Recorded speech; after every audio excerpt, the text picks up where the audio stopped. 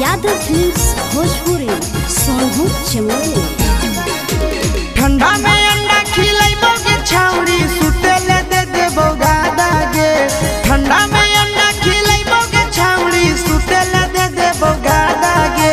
के देखले बनाई के यार प्यार करबो सबसे ज्यादा गे। देखले बनाई के यार प्यार करबो सबसे ज्यादा गे। ठंडा में अंडा खिलाइबो के छौरी सुतेले दे देबो गादा गे। ठंडा में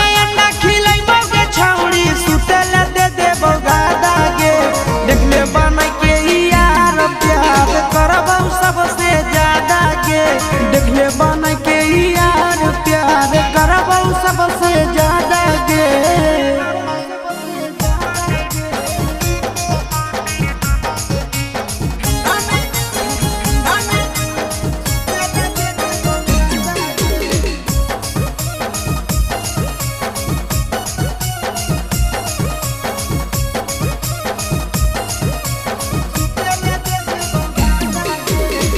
मानो हियो दिल से छौड़ी हियो दिलवा लागे।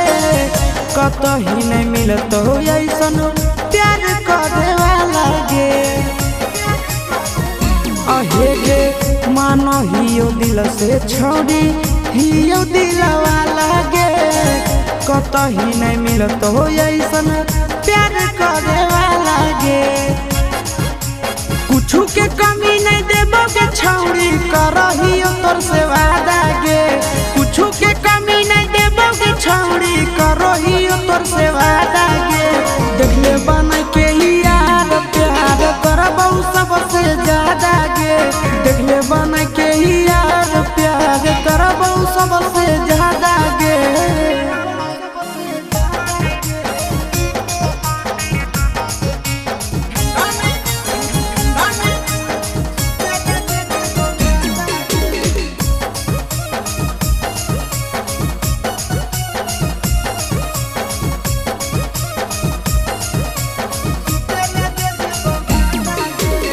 कितना दिन ले घूमे भी छौड़ी आशीष नंदन के। कोई भी हमर सुख छौड़ी खुश रहतो मान गे।